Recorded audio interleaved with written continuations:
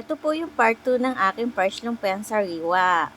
May mga nag-PM kasi sa akin kung paano ko daw ginawa yung pabalat at yung sauce. Ganda nga din daw kasi itong pangtinda lalo na sa mga nagda-diet.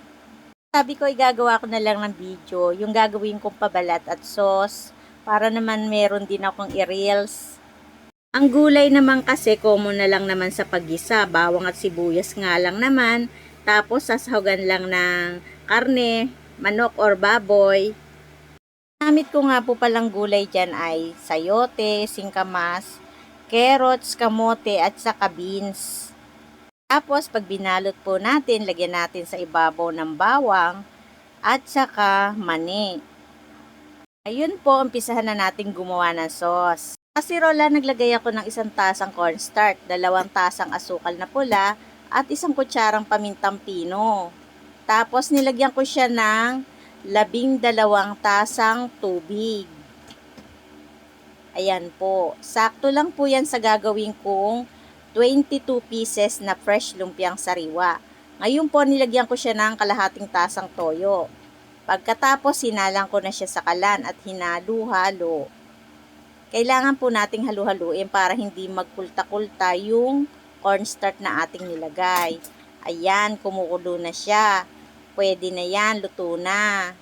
Yon, eto na yung pabalat, gagawin na natin. Sa isang lalagyan, ako po ay naglagay ng 2 tasang cornstarch. Yung ordinaryong cornstarch lang na nabibili sa palengke. Tapos nagdagdag po ako ng kalahating tasang harina. Tapos 2 itlog at saka ko po nilagyan ng 2 tasang tubig. At saka 3 kutsarang mantika. Yon, haluin lang po nating mabuti para mawala yung buo-buo. Katapos nating haluin, ilagay natin sa isang kawali. Kawaling maliit lang po ang aking gamit.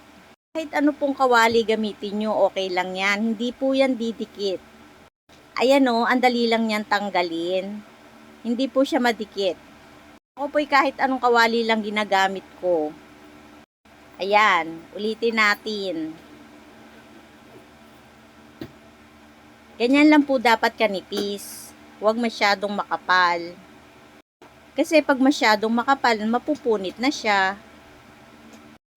O, diba? Ang bilis lang gumawa ng pabalat ng lumpiang sariwa. Sundan nyo lang yung ginawa ko, hindi kayo maliligaw. Ang pong gagawin kong pabalat na yan ay sakto lang dun sa gagawin kong fresh lumpiang sariwa na 22 pieces. Kaya dapat ganyan lang siya kanipis. Ayan, no? Ang aking masarap na fresh lumpiang sariwa. Benta ko po dyan ay 45 pesos.